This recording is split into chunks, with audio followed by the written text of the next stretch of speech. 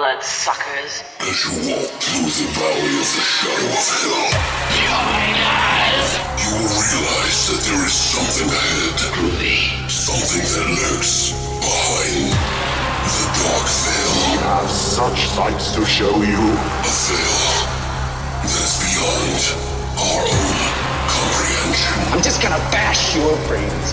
Beyond the void.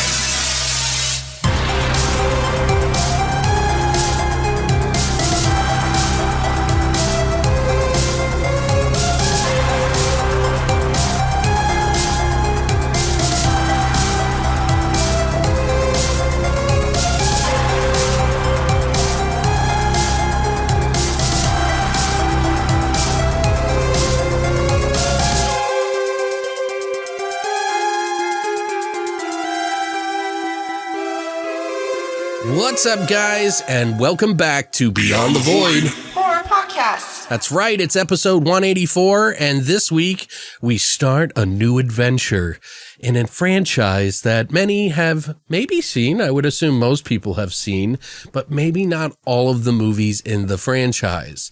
And what franchise are we talking about, Christina? The Omen. That's right. We're going to be going through all 5 of the movies, not the TV series, although Christina might want to add some talk about that on the final episode, because we're going to be basically doing this episode where we do the Omen 1976 against the 2006 remake of The Omen. And then the next one, we're going to do 2 and 3. And then the one after that, we're going to do 4, plus a wrap up of all of the movies in order of our favorites. I have never seen the sequels. Yeah, I mean, I have, but it's been forever, and I don't remember what the 4th one is. It must be that bad. Oh. I'm sure I've seen it. It's just one of those things, you know, like when you're craving new movies and stuff, you may not go down that. Plus, you know, it might not have been available as much because the 4th one was like a Canadian TV movie. So okay. Interesting, though. I figured, you know, we do something a little bit bigger this time, and we're going to be pushing a lot of the new reviews to the YouTube for the next couple of weeks. So if you aren't already following that, you should. We already just did a review of Z. From Shudder, which was interesting. I won't say what it is. You should check out that review. Any support on that channel really does help me out a lot. I found out that like only 3% of the people who watch my videos are people who follow me, and the rest are like 98% almost of fucking people who don't follow the channel, don't subscribe. So it's like, what the fuck? But anyway, yeah, we're going to be putting up a bunch of stuff on there. So definitely follow that. There's a link down below for the YouTubes. But yeah, I'm excited. Are you excited to do this franchise? Yeah, I'm excited. Well, especially since you haven't seen the other ones. Right. And it was nice to rewatch these because I haven't rewatched the original because I haven't seen it in a while. Yeah, but we always make jokes about it in the house. Like, it's all for you. Because our dog's name is Murray, and he's our fucking child pretty much. And like, he's spoiled. So Christina would always say, it's all for you, Murray. It's all for you. I love you. He's yes, Murray, it's all for you. Every time I feed him, it's all for you, Murray. He's it's like, all oh for you. shit, you guys turned this into a podcast about me? Fuck. We gave him a antler, and he's chawing down on the fucking bone right now. Hopefully he doesn't break his teeth off on it because he's so fucking neurotic. But yeah, I'm excited too. I'm looking forward to seeing these. I'm definitely looking to 2, 3, and 4 now because me too. Because I don't remember. I know I've seen 2 and 3. I don't know if I've seen 4. I might have seen it on TV or something like that. So we'll see. But I hope you guys are excited. You know, I know some of these are available on 2 different box sets. We got like the $10 box set, which is like the one you could get at Best Buy. And it doesn't include the 4th movie, but Scream Factory put out a whole new release that is with 1 through 4, including the remake. And that one is like, I think it's like $60. Oh, ouch. Yeah. So, I mean, it's a good, if you're a fan of this series, honestly, from what I remember, the first one is pretty much the best and the rest were just meh. Mm-hmm. You know what I mean? Usually how it goes. Right. So, but it'll be interesting. I mean, we also were thinking about doing Children of the Corn as one of them next, and we may push that out to a few months from now, because when we commit to something like doing an entire franchise, especially as one as big as the fucking Children of the Corn, we did The Howling, and that was like 8 or 9 movies, I think. And Guys are then nuts. Children of the Corn is like 11 fucking different movies with like 2 different remakes now. Like, so I don't know. I really want to do Children of the Corn because I remember watching all the way up to 6. So maybe we'll do that. We also want to do Beyond the Door franchise, which we just collected 1 through 3. We did? Yeah, because there's the first one's called Beyond the Door, and then it's like a Exorcist ripoff, and then there's a part 2 called Shock, also called Beyond the Door 2, and then there's a Beyond the Door 3, which looks like a So Bad It's Good film that's out by Vinegar Syndrome. Oh, okay. So I'm kind of interested in doing that too, but that's a smaller one. But we might have to compact that into one episode. Yeah. Oh, those are rough. I don't want to do 2 episodes on 3 movies. It's just too much. Anyway, so I think it might be that time. What time is it? HORRORSHOTS!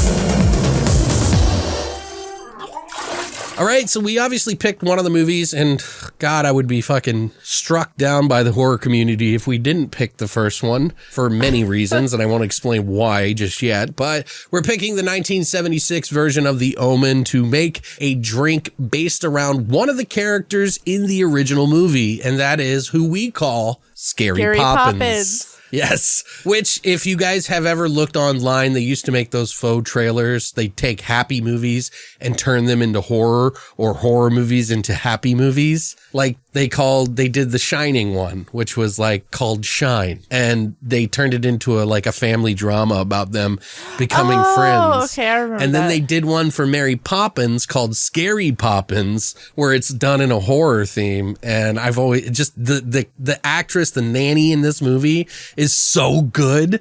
Like if there ever was a Scary Poppins movie, this woman would have been the perfect choice. I mean, maybe not now, but because I don't even know if she's still alive. No. But she's not. She's not. She was so good. She was good. So I wanted to theme a drink around her. We were thinking about doing like Hellhound drink, and then we were thinking about doing one with Damien, and then we were thinking about doing Apocalypse. one of Megiddo, which is a town they go to in the movie, and then we were like, oh, we could theme it around Mojito and Megiddo, but we didn't have the ingredients, so we just settled for Scary Poppins. In this drink, you're going to be basically it's going to make 2 shots, and you're going to want to chill this shot because it's better cold, honestly. So you're going to take the ingredients that we have are Jägermeister, sour apple pucker, and Phillips 100 heat, which is essentially like Fireball. So if you want to substitute, that's fine. It's just a stronger Fireball. It's got 100 proof, I think. Great. And then we also did a splash of ginger ale in there. So, well, if you're doing 2 shots, you're going to fill up half a shot with Jägermeister. And in the other shot, you're going to fill up half a shot of Phillips 100 or Fireball. Then you're going to pour those in a cup with ice. Then you're going to fill up 3/4 of a shot of sour apple pucker, and then fill the rest up with ginger ale. Throw it in the cup with the ice, mix it together, and pour 2 shots, and you have your Scary Poppins. So the way you do this shot, we made these up for us right now. We haven't tasted them, but I'm sure it's better cold. And I'm doing the shot too. Well, I'm going to do half the shot. Do the whole shot. I'm not going to do the whole shot. I'm going to do half a shot. Oh my God. You ruined yourself on that. I don't. So I got the more full one because I figured you'd spill it or get mad at me. So I just didn't. So wait. Before you take it, you got to say, it's all for you, Damien. It's all for you. It's all for you, Damien. Look what I'm doing for you. Oh, that's disgusting. Absolutely not. It's good. I think that's a great shot. It burns. Give me it. Okay. Yeah, I like this a lot, actually. Cheers. Oh, that's good. Scary Poppins, baby. It's not too dissimilar to the Krampus shot, the gut Krampus shot. Uh-huh. You don't That's where I got the idea from. Do you have an aftertaste? I mean, it tastes like everything that was supposed to be in there. I mean, yeah, it tastes like that. It's a lingering. It's the Fireball. Ugh. That doesn't taste like Fireball, though. That's a more... Strong.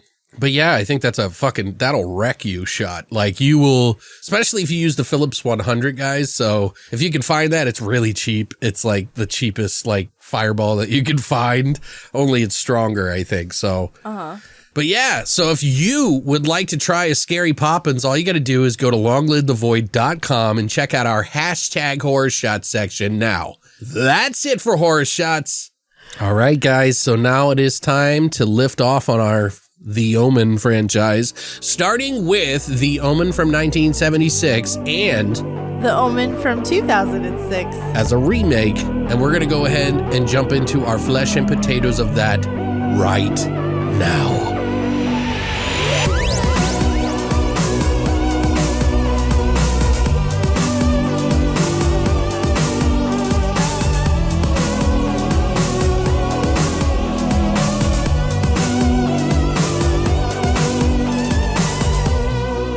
So now we're obviously going to kick it off with chronological order in the way that these movies pretty much came out, only with this episode, like we mentioned, it's the remake too. So, and that's just to compare them. We figured it would be best to do that than to put it on the end. So, Christina, why don't you go ahead and tell us all about the 1976 film, The Omen. Oh, you caught me in the end there. All right, Omen, 1976. It was actually released on June 25th, 1976. Oh, sneaky little fuckers. I know. So too bad they couldn't do it on the 6th like the other one. Well, but maybe anyway. it premiered somewhere, you know. Yeah, maybe, but I couldn't find anything on it. But anyway. Okay, The Omen is about mysterious deaths around an American ambassador. Could the child that he is raising actually be the Antichrist? What the devil's own son? The tagline for this movie is "Our Final Warning." Strong. Directed by Richard Donner, who also did a little movie called The Goonies. Oh, yeah. Superman, Lethal Weapon. He also did 3 episodes of Tales from the Crypt. He did a lot. And he did our favorite Christmas movie, Scrooged. Yeah. Yeah. Those are a lot of childhood favorite movies right there. It really is. Really is. The Omen was written by David Seltzer. He also wrote the novel and he wrote the screenplay. Yeah, he wrote all the novels, didn't he? No, he wrote all the screenplays for the movies. And he also wrote the TV show. Also wrote The Prophecy from 1979. Yes, the Bear movie. Yes. I saw that, yeah. Yes, we reviewed it in episode 162. Right. Yeah. Interesting. From Didn't he do the 2016. novelizations of the movies, though? Because it says here, novels. And there are 5 novels in the Omen series, the first 3 being novelizations of the film counterparts. So essentially, they were written for the movie, and then somebody turned it into a novel, which they often do with a lot of films. So The Omen was written in 1976 by David Seltzer, so they turned that into a novelization. Then Damien Omen 2, written in 1978 by Joseph Howard. Omen 3, The Final Conflict, was written in 1980 by Gordon McGill. Omen 4, Armageddon 2000, was written in 1983 by Gordon McGill as well. And the final one that they did for the novelization was Omen 5, The Abomination, written in 1985 by Gordon McGill as well. But yeah, David Seltzer did the movies. Right. All right. The movie stars Gregory Peck, plays Robert Thorne. He was also in To Kill a Mockingbird, and he was in Cape Fear, both the Cape Fears, from 1962 and from 1991. Seems like when he played the father, it's like there was a time where they had a lot of really older gentlemen with very young women, you know what I mean, in movies. Did you ever notice that? Because they were like really established actors. Right. So they wanted them in there to have that real acting, you know? So, right. I don't know. He was also in, besides doing the remake for Cape Fear, he also was in Moby Dick from 1956, and then he was in the TV miniseries from 1998. Okay. So I found that interesting.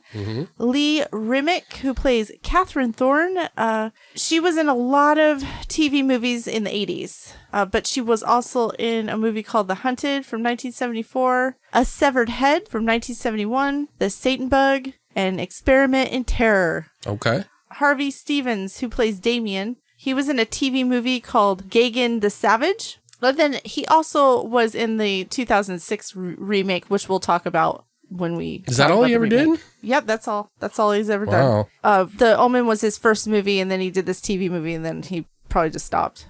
Okay. You know, kids change Well, he did their mind. the remake too, right? He was just in the remake for like a cameo. He was in a cameo in the remake. David Warner, who plays Keith Jennings, the photographer, he has 224 acting credits, and he was in one of your favorite movies, The Mouth of Madness. Yes. He was also in Tron, Titanic. I've never seen Titanic. Time Bandits, Waxwork, Star Trek V. He was something that really interested me is he was the voice of Raj Al Ghul in Batman the Animated Series. Oh, okay, Is nice. that funny? He was also in Scream 2. Okay, yeah, I loved him. He was great. He's been a great actor. Mm-hmm. He's still with us. I didn't mean to make it seem like he's dead, but. And Scary Poppins was played by Billy Whitelaw. Mrs. Baylock. Yeah, Mrs. Baylock, the nanny. She was the voice of from the Dark Crystal, Agra. How do you say her name? Agra? You know. Agartha? Yeah, Agartha. And her last movie was Hot Fuzz. Right. She played Joyce Cooper in that or whatever. Mm-hmm. Patrick Troughton, who played Father Brennan. And he's important to mention because he played the second Doctor Who in the series. So, of all time, he was the second Doctor Who. Right, okay. And then he's done a shit ton of Shakespeare stuff. And then he was also in the original Treasure Island. Okay, cool. The budget for this movie was $2.8 million. And box office, it made $60 million. Yeah, pretty good. Yeah, that's pretty good. What do you think, Alex? I mean, this is a classic fucking movie. I mean, what are you gonna... I mean, it is debatable. You can point out some flaws with this movie. But, you know, when this movie came out, it was huge. It was a huge thing for horror. It's essentially a public service announcement that warns of the dangers of adopting children. You know, saving one child's life could, be the death of all mankind. So let this be a lesson. But I think this is a great film for numerous reasons. It fits into the whole film type of the Rosemary's Baby thing too. So it kind of is very closely related in that respect. Although I'm not sure which is better. I've actually seen this film so many times since I was a kid, and I've always come back to it. It's like a classic film, like I said, with actual gore and shock. A few iconic scenes that I'll probably never forget. Specifically, "It's all for you, Damien." I mean, that's just crazy. Like, that's a really cool stunt too. Right. Like, I don't know how they did it exactly, but plus, I mean, it's got one of the best soundtracks in a horror movie ever. Like, some might even argue better than the movie itself, which I definitely can't say they're 100% wrong on that. But I think it works together pretty great regardless. And Jerry Goldsmith did amazing work on this, and it deserves every bit of credit that it gets. I even have it on my playlist that I listen to all the time. The Spotify one? Yeah. Oh, okay.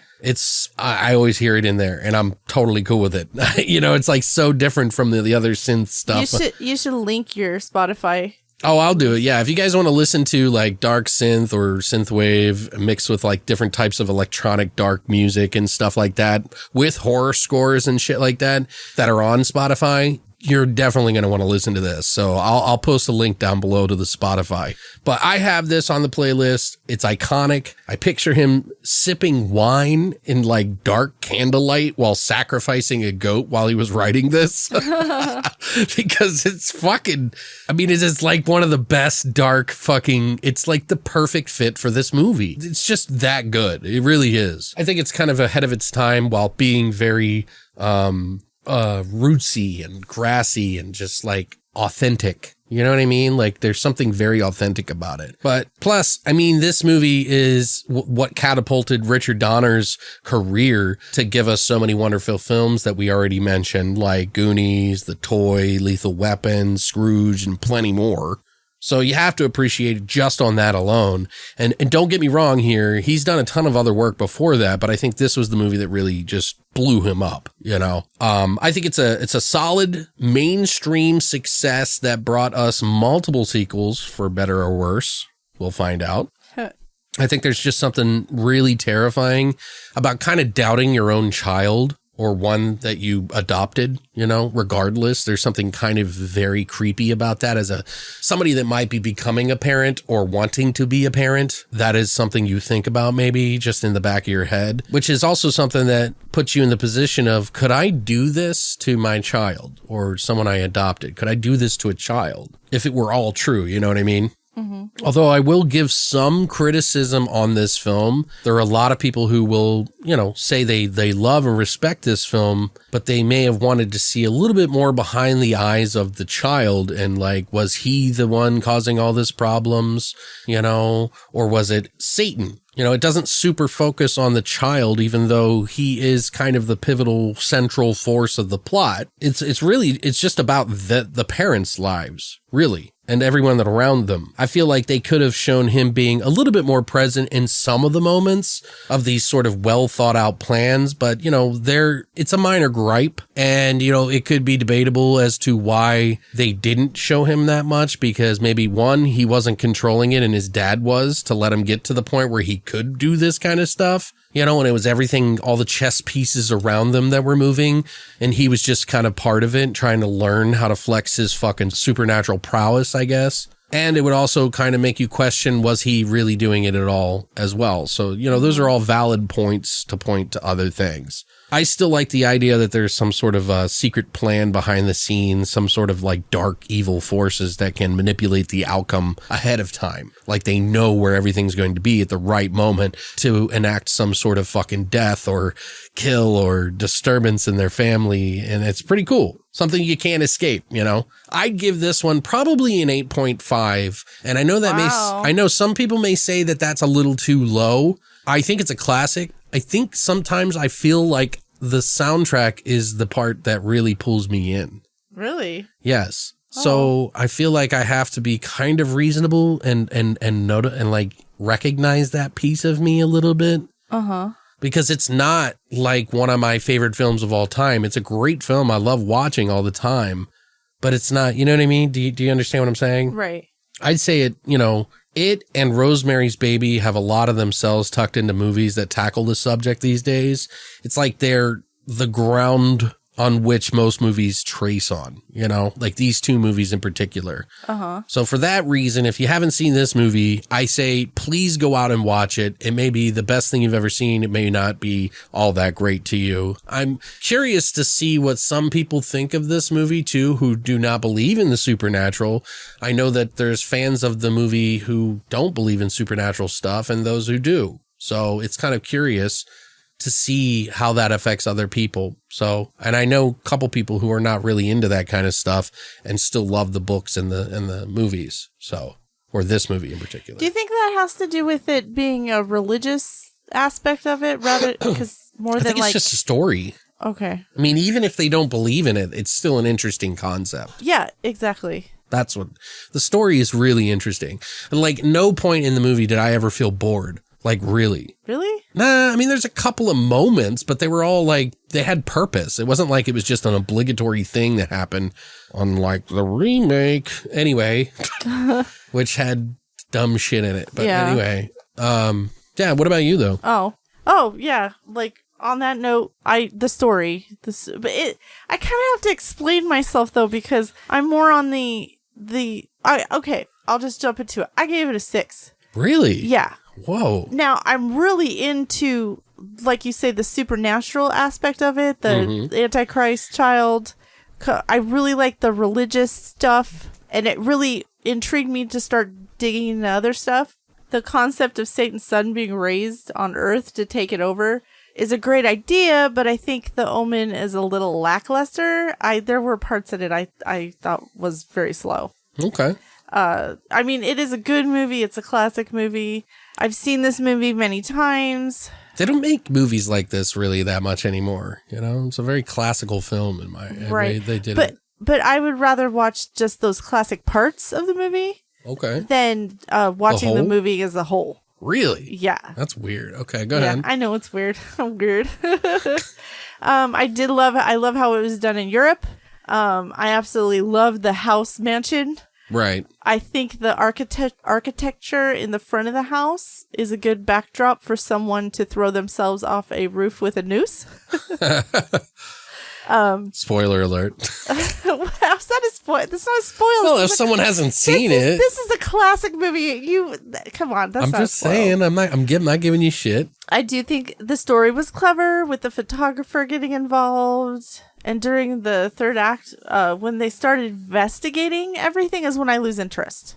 Okay. Like, it really just That's where it dropped off. Yeah, it kind of dragged off instead of those few classic scenes. I've heard that before, and that's why I mentioned that some people wanted to see more of the child, Mm-hmm. like kind of unleashing. Mm-hmm. And that's probably why the sequel came up. Right.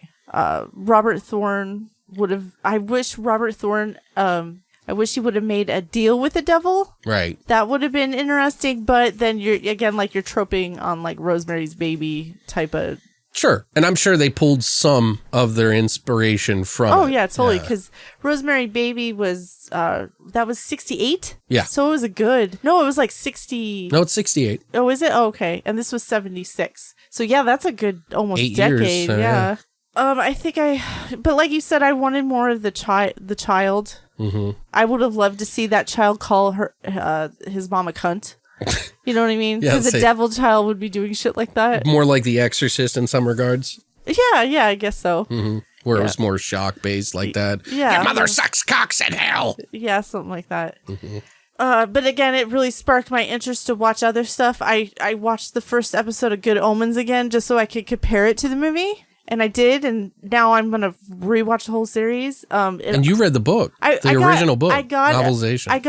I got through about half of the book. I'm not done with it yet. Right. Well, what are some of the differences to it, and do you like the book more? I do like the book more because it's more descriptive. Mm-hmm. The story is a little bit more supernatural. Right.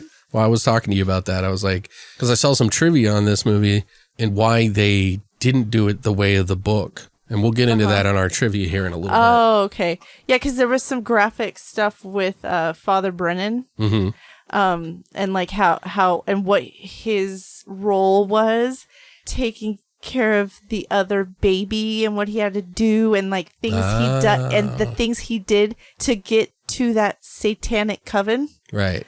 That was really cool. Right. But okay. That was good. That's pretty much where I ended. So it's like fresh in my. Do you think that had an impact on your score of this movie? No, I don't. Okay. No, it just sparked my interest to read more into the story. Okay. And also, I wanted to watch like American Horror Story Apocalypse because that was a son of Satan. Right. Well, Rosemary's Baby, Damien. Yeah, Eli. Remember that movie, Right. Eli? Yeah. But anyway, yeah, I gave it a 6 out of 10. That's crazy. I would have thought it would be higher.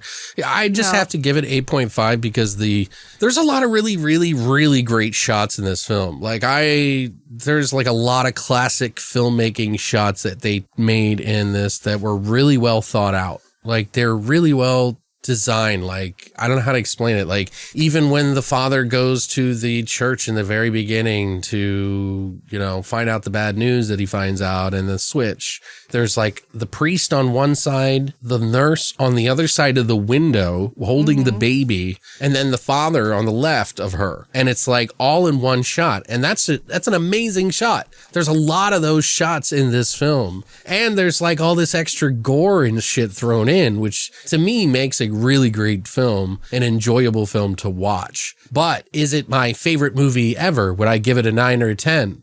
See, that's where I had to kind of draw back a little bit because while I appreciate this movie and respect it fully, I can't pick it as my favorite movie. But, Rosemary's Baby is a really great piece of work. Do you like Rosemary's Baby better than The Omen? Because I don't. I'd have to rewatch it again, but I remember Rosemary's Baby a little bit more fondly just because of how they fuck with her in it, and it's really disturbing. Right. In that regard, like there's actual serious tension. Right. And so it does some things better than this movie, but they're very similar. So I think if you like Rosemary's Baby, you'll like this and vice versa. Like, yeah, you go down that hole. They're different films. That Satan hole. Satan's child hole. Like they both feel very classic style writing with like edge. Mm-hmm. Do you know what I mean? Mm-hmm. So it's hard for me to say. I'd probably give it to Rosemary's Baby, especially being the one that actually kind of brought that to the table before I know this one.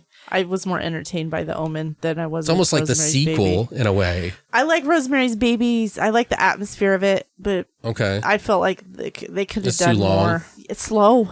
Yeah, okay. It is very slow. Well, so between the two of us, we would give that a 7.25 between the two of us. So definitely worth a watch. Well, yeah. I'm just saying. Especially those classic scenes. Right. You got to see those classic scenes. Yeah, and they're really good. And it's debatable as to whether or not the remake did some scenes. We'll talk about that in the next movie. Ugh. Yeah. Don't give him a hint. I'm not hitting. Anyway, so we're going to be reaching our trivia portion of this. So if you haven't seen the movie, there is a lot of trivia that is really good about this film, be it that the cursed portion of it. There's this is one of the films that a lot of people thought was a cursed film, and there are also a lot of really interesting things as to how this movie got made and like why people chose to be in this. So if you don't want anything spoiled about the movie, we'll get into that. Some of it early on is not exactly spoilerific, but if you don't want anything spoiled, I recommend you go down to the timestamps down below and listen to us talk about the next movie. But get out there and watch this movie if you've never been able to watch it and you enjoyed what we had to say about it. So you've been warned. So some of the trivia on this, one of the reasons why Gregory Peck, who played the father, accepted the role of this tortured father and is conflicted with guilt was because he hadn't been around when his son, Jonathan, committed suicide in 1975. Oh, I didn't know that. Right. Oh, that's like not even a year. Oh, yeah. I guess you're right. That's really So this was soon. like his healing movie, I guess. Huh. For some reason in my mind, I had it was 78. I don't know why. Oh, it's no big deal. But yeah, I think part of the reason why Peck took this role for so cheap too, because he did it on the cheap, was because of that. Oh, okay. It was a therapeutic thing. Right. Like it was more like he's getting something out of it, so he didn't need to take as much money for it. Mm-hmm. Supposedly, he didn't get nowhere near his normal value. I think it was like $250,000 for this role. Wow. Which was a lot less, which is far below what he normally got. But they did offer him 10% of the gross. Oh God, tell me he took of the it. film, yes. Oh, and thank he God. took it. Okay, so when good. it made $60 million at the box office, Yeah, millionaire. this technically became one of his highest. It was his highest paid role of his career because of that. Wow. So yeah.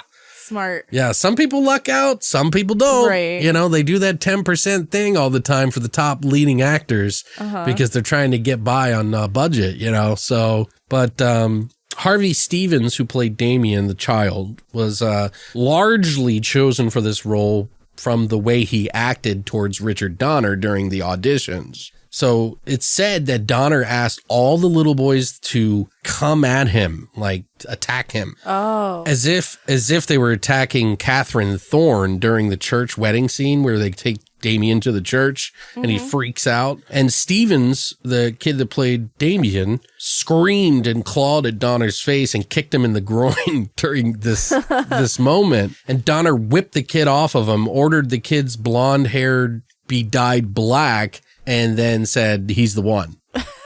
So they Was cast his hair him. black? I thought it was like brown. We wanted it black, I guess, because, It didn't look black. Satan. Yeah, I know, but it didn't look black. Satan. Okay, but it didn't look black. I thought so. Anyway, Damien was originally going to be called Domlin in the book when this was first getting written, or the screenplay. And until writer David Seltzer's wife suggested that they change it to Damien. Yeah, because that name's kind of I don't know if she said Damien, but she said it needs to be something different. Domlin is not. Right, because that's a very specific name, so it's obvious who that person It's is. a good thing because Damien is pretty. That's a huge, like whenever anybody says Damien, the first thing you think of is the Omen. Well, now you do. And Satan. Yeah, of course. But I'm just saying that's how epic this movie is and how big it was. It had that much of an impact on society. Right. One of Richard Donner's first requests to screenwriter David Seltzer was to remove all suggestions of the supernatural, such as cloven-hooved demons and witches and covens. The golden rule was nothing was allowed in the script that couldn't happen in real life. The idea was that there should be some sort of degree of doubt of whether or not Thorne was deranged. And he was just making this all up in his head. Because there's that moment when they go to the fucking place in Israel. Or was it Israel or was it Italy? Where he gets the knives. Oh, okay. Wherever, I can't remember. My mind's twisting things a little bit. But he has that moment where he's like, no, I'm not going to kill a child. Right. Like, I don't want to kill a child. This is crazy talk. And then the reporter's like, I'll take it then. I'll do it if you won't. But yeah, I just thought that was interesting. Plus, Richard Donner and Harvey Bernhard asked Alan Ladd Jr., the head of the 20th Century Fox at the time, for extra money during this film's post-production period to hire composer Jerry Goldsmith. Good thing. Yeah, they strongly felt that his music was right for the movie, and damn, were they right. Boy, oh boy, were they right. They apparently saw him perform a live concert at the Hollywood Bowl earlier that year, and Ladd was finally talked into giving Donner and Bernhard around $25,000 to hire Goldsmith, who would deliver his first and only Academy Award for his score in 1977. So Donner credits the success of the film to Goldsmith's score, which increased the tension and the fear of the movie, and I definitely agree. Oh, yeah, totally. I don't think that movie would have been nearly as good if it wasn't for that music. I agree. And he only got paid $25K. He should have taken that 10%. No, I was kidding. Right? He should have gotten a percentage of the movie. I mean, Jesus. Really. He wanted an Oscar. That doesn't. Well, he definitely got more work because of it. Right. But just think about, the actor got more than the fucking guy who made the movie what it was. Right. You know what I mean? It's Hollywood. I'm just saying. Maybe it's because I'm a producer and I write music that it kind of, festers. Yeah, I don't know. I don't think they get enough credit. That's all I'm saying. Because, you think of movies like Mandy. All about the music right there. Right. The tension, the vibe, the feel. Color Out of Space, the tension, the vibe, the feel. Right there. That's like half the movie. Right. You could have farts on the screen. If you put great music to it, it would sound epic. You know what I mean? You would watch it. What? Oh, God. Well, I watched that one movie about the guy who dies and then he rides him. It's called Swiss Army Man. And then he uses farts to Oh, yeah. Which by the end of the movie almost made me cry. What the fuck?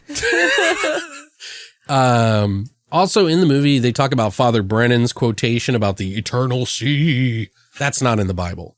Right. Yeah, it's just something written for the movie to make it sound spicy. It totally does. Because they bring it up twice, when they read back on all the text and stuff like that. So it's kind of interesting why they chose to make it saucy like that instead of actually using scripture. Right. I don't know.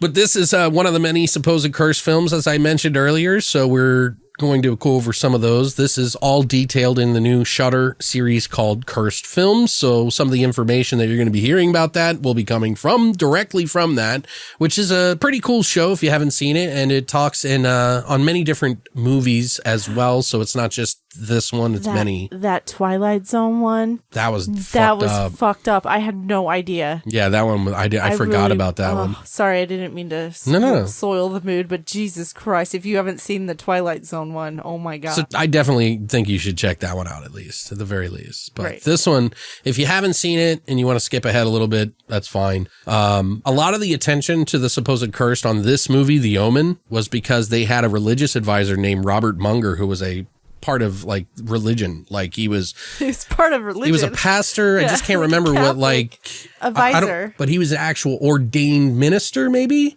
I think they said. I can't remember if he was a priest, a pastor, or a minister. There's three.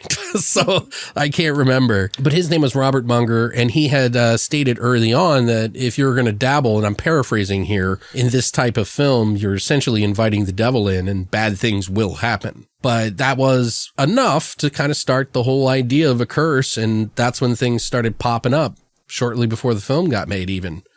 One of the first incidents, or rather coincidence, I should say, that happened is that Gregory Peck's plane was struck by lightning in one of his trips for this movie. Wasn't it on his way there? They didn't specify that, but I could probably look into it to find out, but I didn't see it anywhere. So then the writer David Seltzer's plane a few days later was also struck. And it's like, it's very rare that planes get struck like that. You know what I mean? It happens. It's not like that rare. But not two and for the same cast and same people working on the film. So people were like, whoa, that's weird. Okay. The other spooky thing that I thought was really crazy is that Gregory Peck, while on location shooting in Italy, also canceled a flight out of there and took another one. And 5 Japanese businessmen took it, and that plane crashed. It crashed because it hit birds on liftoff and then crashed at the end of the runway, skidding out into a road, hitting a station wagon that didn't kill the people inside. That was his wife and children, the pilot's wife and children. It's just weird. They had just dropped the pilot off and then they crashed into and he died. Right. So crazy. It's crazy. It's really weird. Like, what? Then Mace Newfield, who was the executive producer of The Omen, was in England at Piccadilly Circus, which is like this big area. And they were staying at a hotel, and there was a restaurant they were supposed to go to like a block and a half away. And a bomber set off a bomb that killed a bunch of people. And he was supposed to be at this specific restaurant, but didn't go. And that's one of the restaurants that got blown up. That's crazy. Yeah. So it's like this whole thing is happening and people are getting fucking crazy. I mean, like, after hearing about 4 of these coincidences, or what would we call it? Synchronicity. You know, because like, I think it's like more than 3 coincidences in a row. It becomes synchronicity, meaning that you're either on the right path or in for a really big disaster.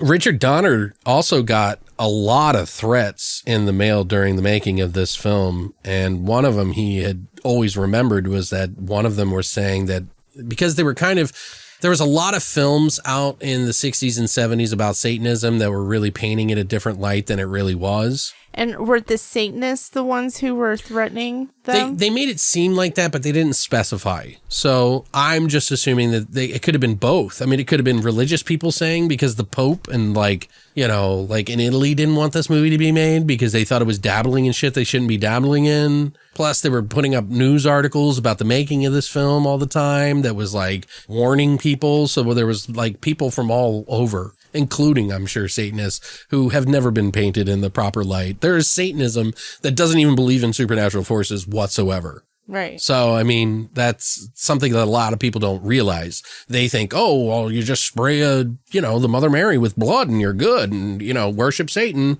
Like, no, there's different types of that. Right. Just like Christianity. But yeah, I don't know. But one of them said that they were going to have his blood spill in the streets or something like that. Right. His blood would flow in the streets. And he just laughed about it, I guess, kind of like whatever. In one ear, out the other. They also talk about how maybe this wasn't even a curse at all because everybody actually, for the most part, survived. And they had avoided disaster. And it became a successful movie. Right. And it was like almost like Satan himself was kind of helping make sure this movie got made. Maybe he just was unsure about how it was going to come about. Right. Then he was like, okay, this is fine. Let it be. Well, I would think he would be more calculated, like reading the future and shit. So he prevented it. Well, I don't... whatever. Can they see the future? What, Satan? Are they, a psychic? Satan? Satan's a psychic? I mean, if he exists, I would assume probably. I mean, I don't know. Your guess is as good as mine. There are some other trivia bits that I'll get into, but for now, we're going to jump into some of our scenes to try to get through this. I know this is going to be a little bit of a longer episode for you guys because there's just so much information about this movie, and there's so much that we want to talk about, and it's not like we're going to be able to go back and do another episode on this again. So we got to give it the BTV treatment. If you ever want to skip to anything, you can always go down to the timestamps down below, and that will tell you everything that you need to know to skip to the next movie and hear us talk about that too. So just so you know.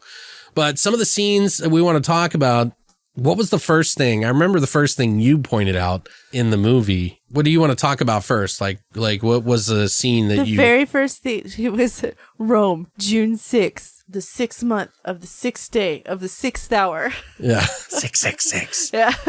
666, the mark of the beast. Is it off? Okay. That's where he gets the baby switched. He finds out that his baby didn't survive, and they're going to give him this other baby, which is really highly suspect. And then he even asks, can I see the baby? Right. But in the book, it really focused on she couldn't have a baby, and she had a bunch of miscarriages, and so that's why, like, during that scene, you could tell, like, he really wanted her to have this baby, and she didn't know it wasn't dead yet. Right. So that kind of lacked in the movie, that explanation about the baby. Well, they didn't have it in there at all. They pretty much just said she miscarried. Right. Which you find out later that they caved its head in and fucking replaced the baby. Yeah, we should have made it like an Easter egg with like a hole in it, like, you know, baby brains or something. Shot out of that. 666, the mark of the tasty beast brains. I don't know. Anyway, tasteful, Alex, tasteful. I remember there was that one scene where they're talking about going over to the U.S. because he's become the ambassador for England, which is huge. Like, if you're going to be an ambassador, that's a huge fucking place to be an ambassador. Like, you're going to be doing a lot of daily things over there, not like, you know, some other country. You know? Right. But he only got that position because he was the president's godson or something, right? No, he earned it straight up. Oh. You're thinking of the new movie, the remake. Oh. But they're talking about him going back to the U.S. for some reason. I don't know what it was. And then suddenly they can't find Damien anywhere. And he's they're by a fucking river, a lake, a running water, and a toddler who's like 2 years old, barely able to walk. And they just let him run off on his own near a fucking river. And he was like hiding behind a tree. He's like, boo, ha, ha, ha, wee. And she's like, oh my God. That was a weird scene. Yeah, it's just weird. It's like they were treating him like he was a dog, like he was just supposed to follow them. Yeah, good parents lead toddlers by running water, by the way. Yeah, you should put him on a leash. I know, like at least like tie something around its neck so it doesn't get any. So it doesn't hang itself in the river. But so then it was his birthday party? Yeah, it was the roof scene where the nanny. Yes. Do you want to talk about it? Yeah, because the nanny, the young one, she had been carrying him around, and you could tell she was the nanny from like when he was a baby, because they showed like they did the whole the time lapse of him growing up or whatever. The nanny was always there, this young nanny, and Catherine, the mom, she gets jealous and she wants Damien, takes Damien, and then all of a sudden you see the nanny, the hellhound comes out of nowhere. What kind of dog was that? It was a Rottweiler. Oh, Rottweiler. The dog starts talking to her, like, you know. She just turns her head like a dog does. Scooby? Yeah, then all of a sudden you see her on the roof. It's all for you, Damien. Yeah, that classic scene. I love you. And then she jumps off and she hits the window. She goes through the window. And she hangs herself, swings into the window. Her legs all flip-flop around like crazy. Floppity. Yeah, she's all spaghetti legs. That beautiful house. It was a beautiful, gorgeous house. That's a house? That's a man. That's like a fucking like, do you know how living is like out in England, by the way? Like, everybody lives in smaller, they don't live in big places like that. Whoa. So for the ambassador of England to live in like something that's almost like the fucking goddamn Queen of England's house, you know what I mean? Like, it's gigantic. Like, that's huge. Yeah, it was beautiful. Yeah. I just doubt that they would live in something that. But it was cool to see the nanny. Right. And you had something to compare it to in the book that you wanted to talk about that you wish they would have added in the movie. Oh, so before all this happened, when Catherine took Damien, they actually they had a fortune teller tent set up. So they went into the fortune teller thing, and the fortune teller didn't see prints on his palms. Yeah, he didn't have his fingerprints, and they cracks didn't have in his fingers. Yeah, lines on his palms. Yeah, and I thought that was really interesting. I wish they would have kept that in there. And then how would they have done it though? You know? And then Catherine was like, "Oh, I'm here to. What's his fortune? We're here to hear his fortune." And that's when the nanny's like, Damien. So it kind of thwarts the plans of like finding out. Yeah, and I really, that was a really good part in the book. I wish they would have kept it in the movie. It is a little weird that they're doing that at a child's birthday party, though, isn't it? Well, I don't know for that. I'm just saying, for 1975 or 6, like... I don't know, because it was kind of like a game type of thing. Like, because they had like carnival. It was like they didn't really believe in it necessarily. But I would think people are more susceptible to being scared of that back then than they are now. Really? Yeah. I don't, not the 70s. I don't think so. One of the things I also loved in this movie is that they kind of like bring this photographer, journalist guy in. Right. And they kind of set it up, how they set it up in the story is really cool. Like, so, you know, like even the ambassador, the father walks into him, knocking his camera down, sort of suspending your disbelief that it's just the camera fucking up. So you see when he takes pictures of the Father Brennan, is it? Yeah. It's Father Brennan, he takes pictures, he sees a spike over him. And I loved how they used that in the film. Right. Where he took pictures of the nanny, too, who hung herself, and you could see the line, and you could see the spike for the fucking Father Brennan when he dies later. Mm-hmm. And I just thought that was really cool, because it kind of like puts that piece, that little tiny piece, it's just subtle nuance. Oh, well, he dropped his camera, so that's why it's doing that. Right. Yeah, but he used several different rolls of film or different cameras, and it's still doing it. Yeah. So I just thought that was really cool. I did too. And that to have that other element of just this random person getting involved. What did you think of the scene when they take him to the church? Stupid. Your stupid. son might be an antichrist, Jeff. If he throws a tantrum in the car, I didn't even think it was that violent, did you? Well, she scratched her face and repeatedly hit her. Well, toddler. I mean, yeah, but that's a little bit more than normal. It's a little bit outside of his normal behavior, right? Oh, okay, I guess. Maybe he just didn't want to go to church. Well, obviously he didn't want to go to church. He would have burst into flames or something. Well, then there was that scene with the red baboon-ass protest against Damien, where the baboons all attacked the car and shit. Yeah. Which was kind of funny. I mean, like, it's kind of freaky how they got that to do. Apparently, they were trying to, like, anger the monkeys, and somehow they took the leader of the pack, and that's when all the monkeys went crazy. Oh, is that how they did it? Yeah, because they took one of the babies, and then they didn't care. But when they took the main one, that's when all the monkeys like went wild. And that scene where the mom's screaming and shit, that's real terror. She is absolutely 100% feared for her life. Right, because didn't the car stall? She couldn't get the car started? I don't remember hearing that, but I definitely heard that she was scared. Plus, there was like another little bit in the curse thing where they would talk about the animal handler who handled those monkeys. Right. Was eaten by a tiger directly after they left shooting there. Sorry, it's not funny. Yeah, I know. I shouldn't laugh. Well, that added to the whole fucking mythos of the curse and like the validity of the curse. Right. Of course, you get to meet Father Brennan a little bit more. He's the guy who's always telling the father to kill Damien, or Damien will kill his unborn child and his wife because she's pregnant, and he doesn't know this yet. And I thought that was kind of an interesting scene. Right, and she wanted to get an abortion. Right. But she didn't even tell him that she was pregnant yet. Yeah. And that, he should go to the town of Megiddo to learn how to kill Damien. And that's when the wind picks up and the father leaves because he's pissed off. And then the priest runs to his destiny. The spike from all the photos comes true, and he's Shishka priest. Shishka priest. The fucking lightning strikes the fence. It strikes the pole on top of the thing. It's like one of those games, where the motion. It's kind of silly if you think about it too, that motion, because if that was falling, you wouldn't go, ah! Yeah.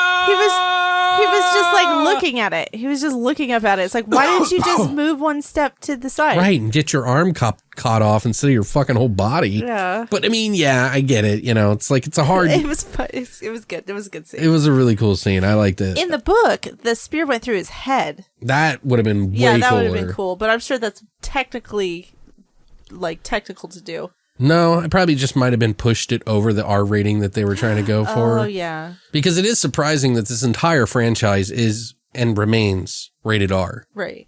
By the MSRP. MSRP. I'm just kidding. I don't even remember what MSRP is, but I know they don't rate It's not movies. for that, yeah. I'm just being stupid. That's funny. MSRP stands for Manufacturer Suggested Retail Price. Somebody used to work retail. The MPAA is the ratings board. Oh, those are the cunts? Yeah, well, it's not. Well, some of them, I guess. Motion Picture Association of America. Cunts. Yeah, remember there was that documentary about the whole fucking thing? Yeah, I remember.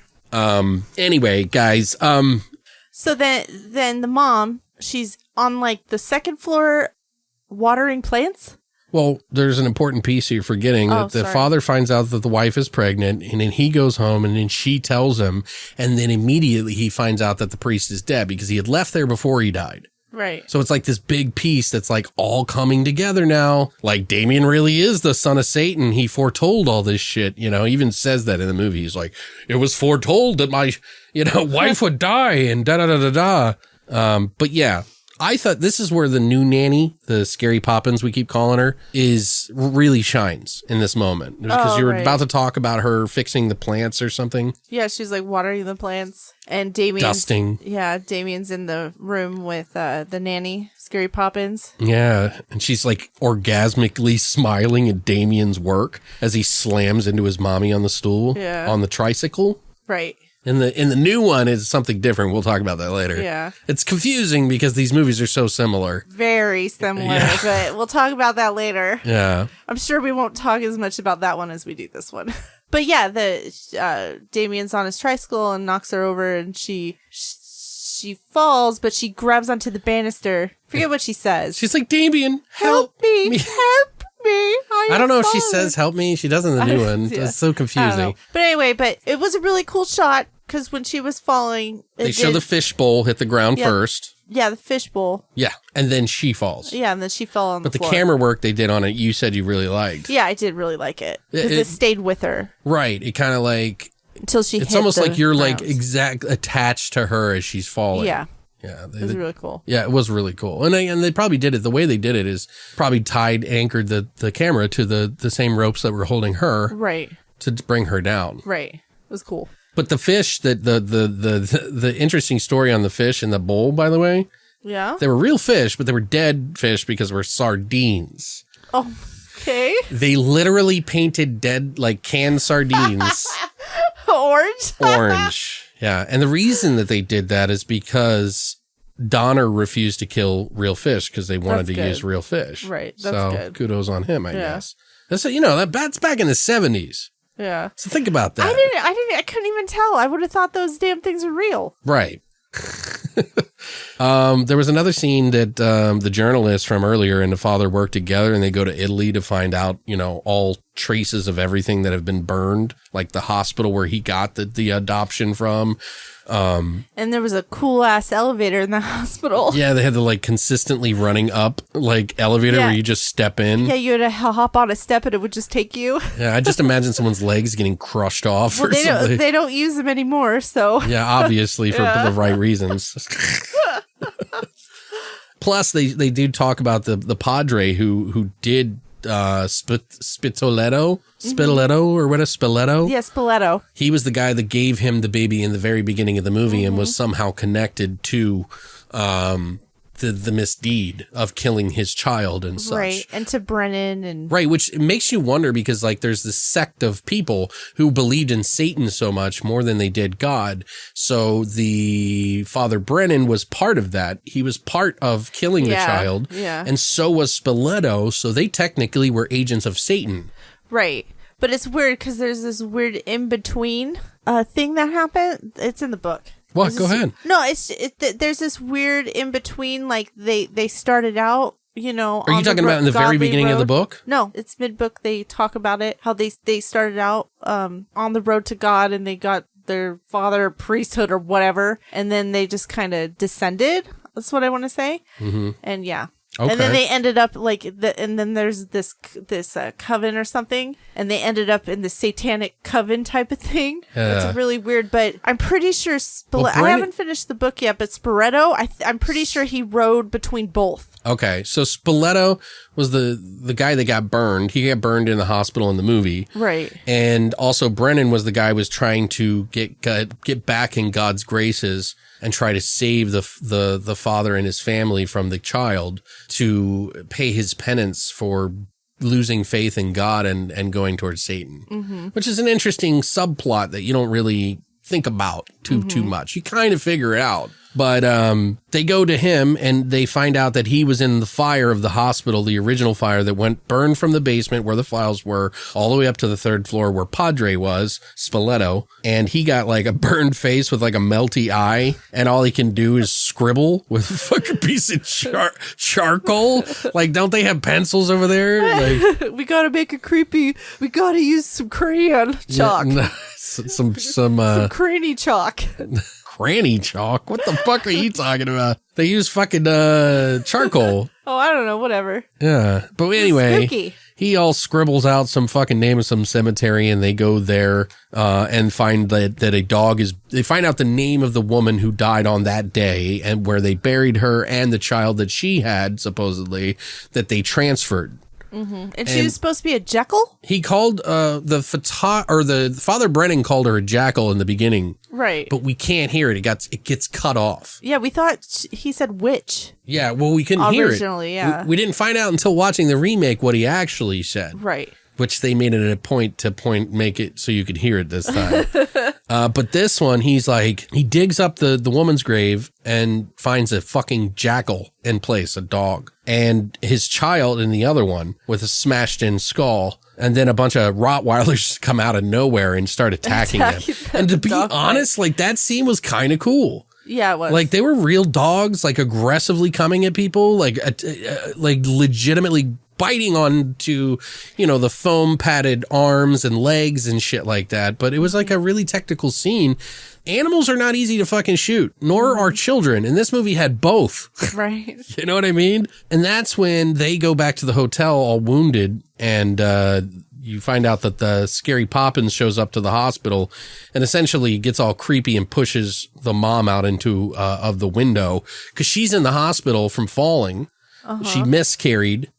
And then she's got a broken arm and he's like, you need to come here now. And Scary Poppins shows up and she's like, pushes her out a window and she crushes into a fucking ambulance, which is awesome. It is. But it's kind of weird how Miss Baylock, Scary Poppins, just shows up to the hospital like out of nowhere. Right. Well, I was like, did she teleport there? Like, what's going on? And they try to disprove a lot of that stuff in the new one. Right. But we'll talk about that. It's so hard not to now.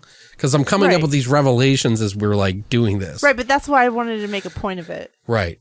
By the way, Megiddo, with the Father Brennan tells him to go to get this place, is a real place in Israel. Uh-huh. It is short for Armageddon, according to the Book of Revelations in the New Testament of the Christian Bible. Armageddon, aka Megiddo, is the prophesized location of the gathering of armies for a battle that during the end times, essentially. Variously interpreted as either a literal or symbolic location, the term is also used in a generic sense to refer to any end of the world scenario. In Islamic theology, the Armageddon is also mentioned in Hadith as the greatest Armageddon or the Great Battle. Did they really film it there? It was close. Oh, okay. But no cigar. Yeah, they also described that place as a mountain, but they had unearthed a place in Israel. Right. That was south of Israel, I guess. Or, one of the main cities, I'm pretty sure, that they found this place, Megiddo. Uh-huh. So it is a real place, and it's a hearth. They call it a hearth, so it's like a hill, not a mountain, like they describe in the Bible. Well, that doesn't sound much apocalyptic. Yeah, well, I mean, it's still a great battle took place there, supposedly, for the souls of humanity. I don't know. It's going to take place there, you mean, right? When Jesus and the son of Satan come back to Earth. All right. They're going to fight for our souls. Settle down, tinfoil. Anyway, the reporter journalist, there's a scene where he gets decapitated after the father tells him he can't kill the child, and he throws the daggers. He goes to pick them up individually, and then you see like this like whole Final Destination moment take place. Like, and that Final Destination got some fucking tips from this one. Totally. You know what I mean? That's what I'm talking about. It's in all these films that they borrow shit from this movie and Rosemary's Baby. Right. But yeah, like this guy gets out of his truck. He accidentally hits the parking brake. The truck goes down the hill with a bunch of glass on the back. It hits a fucking wooden thing. The glass gets slid off the truck. Right. And then rink, you see his head rolling across the top of the fucking glass. rolling. It's pretty cool. Rolling. It's a pretty cool scene. It was a cool scene. And I thought he was one of the best actors in the movie. Oh, totally. The journalist, I can't think of his name offhand, but yeah, he was really good in it. The interesting thing about that is that after they wrapped on shooting for the movie, they had a similar thing happen that's right. to one of the people who worked on it.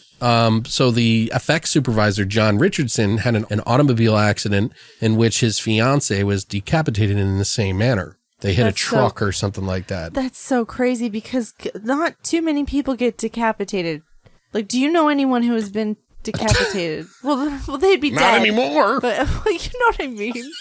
I try not to think about death too much, Christina. Oh, sorry. No, I don't know anybody that's been decapitated. Oh. And I haven't had a conversation with anyone that has either. Oh. Well, if anyone out there knows anyone. And if you were decapitated, please let us know. Please reach out. Type down in the comment section down below and let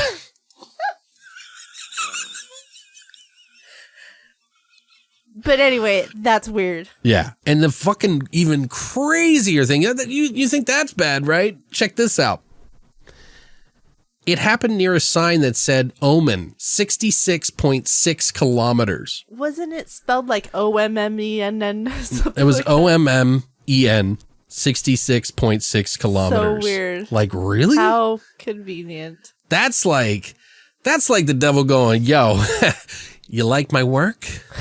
Motherfucker. He's like flapping his fucking red cock in their faces. You know what I mean? Like that's just flip flapping that thing against his belly and against the back of his tail.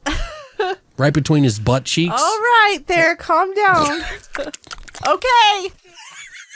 You don't need sound effects for that. I kind of wonder if the tip of his penis is like a spade. It's like a spade. I enjoyed my decapitation talk better than you talking about Satan's penis.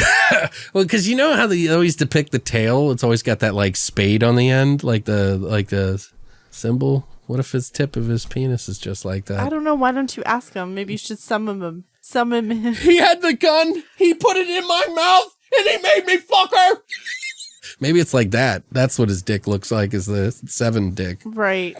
Okay. All right. It's just things you think about, guys. Anyway, so Scary Poppins gets stabbed in the neck and trying to protect Damien from his father because the father's ready to kill him after all of this. He's like, I got to do it. But he has to drag him to a church because he won't die unless you kill him. Consecrated ground, baby. Consecrated ground. Got to get to that consecrated ground. Mm-hmm. But then, of course, you know, he gets the plans get thwarted because the police show up and shoot him. Figures. Fucking police always shooting people. Yeah, well, I mean, he was going to kill a child in their eyes. They weren't really thinking about if he was the son of Satan. They're doing the good job, really. Sometimes cops should just let people kill children. Okay? They're doing the good Dark Lord's work for them. So, but yeah, so that's how the movie ends. Well, no, it didn't end like that because then they zoomed on that they're at the funeral and that Damon's holding the hand of the President of the United States of America. Yeah, so it was, yeah. Which leads into the future movies. I think the third one in particular. Can't wait to watch them. Yeah, so that one's with Sam Neill. Wasn't the Sam Neill? Sam Neill? Anyway, guys, I'm sorry if we bored you on that one, but there's just so much information. It's like kind of fun to talk about. It really was. I had a lot of fun, like, getting into all the stuff. Me too. So I hope you guys enjoyed that too. But we do have the remake to talk about, and this one will probably be a lot shorter. Yeah. Just a heads up on that one. So I have the info. Okay, go ahead. Jump into it, baby. The info about the Omen 2006. It was released brilliantly on 06/06/06. That's June 6, 2006, just in case. In case you thought it was in 1906. I'm just going to skip the synopsis. The tagline for this film, because it's different, was His Day Will Come. Also, from the eternal sea he rises. Oh, God. They used the fake script. They totally did. Oh, my God. This remake was directed by John Moore. He also did Max Payne from 2008, Behind Enemy Lines, and A Good Day to Die Hard. That name, dude. Written by David Seltzer, we know. Yeah. This remake stars... It's a good day to die hard. It sounds like a porno, you know what I mean? It like, really does. This get movie... fucked to death by some fucking Satan bitch. Are you done? Okay, good. This movie stars Liev Schreiber. Yeah, it's really weird to say his name, Liev Schreiber. Really I think you said it right. I think I did say it right. Thank you. He played Robert Thorne. He also played Victor Creed in all the Wolverine movies. Schnickety. He recently was Ray Donovan in the Ray Donovan TV show. And Phantoms, which is one of my favorite. Mm-hmm. And he was in Scream, like all of them. And he was also in the first Twilight.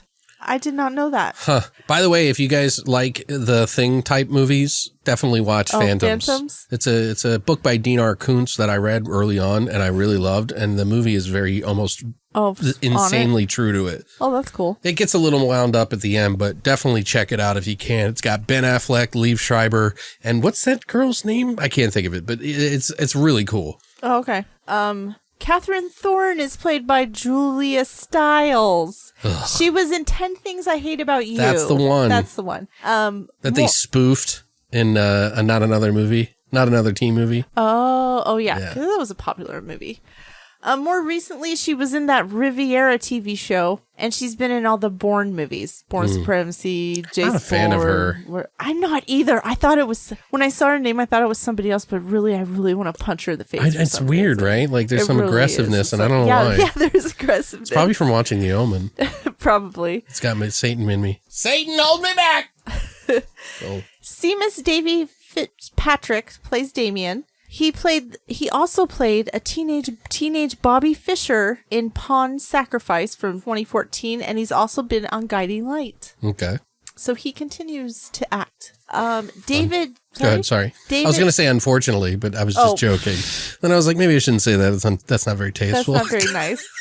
You'll cut that out. Okay. David Thorless plays Keith Jennings. He was in The Island of Dr. Moreau, a Big Lebowski. He's been in the Harry Potter movies. Most recently, he was in the first season of Fargo. He was also been in Justice League, the movie, and then he does a voice in that Big Mouth show on Hulu. Okay. Those animated shows you like? Right, yeah. Well, that's not one of them that I watch necessarily. Oh, I thought it would have been. Just because it's animated, I like it? Come on, there's a fucking little bit of nuance there, you know? All right, and then we have Mia Farrow, who plays Miss Baylock, what do we call her, nanny? Yeah, Scary Poppins. Well, she's not really. She's different. I have a thing I'll talk about. Okay. Of course, she was in Rosemary's Baby. Right. She also played Peter Pan in 1976. Totally forgot about that. That kind of helped her out. She's been in a lot of Woody Allen movies from the 80s, including Alice. And they were, her and Woody Allen were together for 10 years. Did you know their son, Ronan, is a journalist who was credited for writing allegations of sexual abuse amongst the film producer Harvey Weinstein? Whoa. He wrote those articles. They never got married. They were together for 12 years. Right. And they never got married, which I also found was interesting. But did you know that Mia Farrow was married to Frank Sinatra for 2 years? I totally forgot about that. So I thought that was really interesting. She's had a really interesting life. But anyway, this Omen remake, the budget on it was $25 million, and it made $119 million worldwide. Worldwide, 119. I wonder what it made worldwide for the other one. Yeah, because domestically it made 60 million here. So it was close to 60 million. It was like 58. Right. So it was more than that. But they also talked about that the original movie was made on what was it? 2.5 million. Right. And they spent nearly twice that for advertising of the movie as well. But they also got fucking thousands of millions of dollars worth of advertising just based on the fucking curse shit alone. Right, exactly. But on top of it, so they spent about $5 million just to advertise for that movie. So technically that movie was made on about $8 million if you factor in the advertising, the original one. And this one had to spend way more just to get to the numbers of the old one, which back then, hitting those numbers is pretty unheard of, where hitting 60 million these days is like a drop in the bucket. That's if you don't triple the amount of your budget, including advertising, then they don't get a sequel. Exactly. You know what I mean? So exactly. But what are your thoughts on this remake? Well, why me? What about you? Oh, you want me to? Oh, God. I don't even know. You tricked me last time.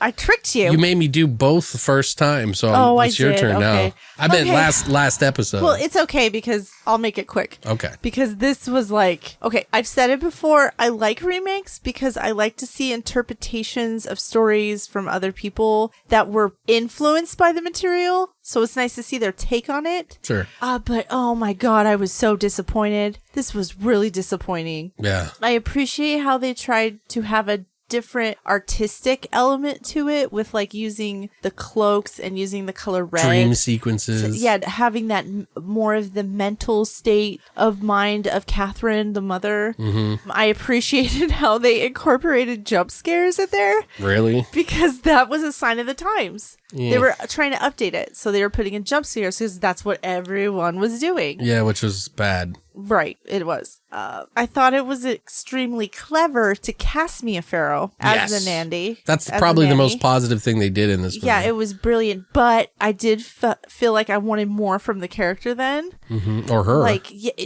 she was just lacking. Yeah. Like, it was lacking. I don't even think it was her fault.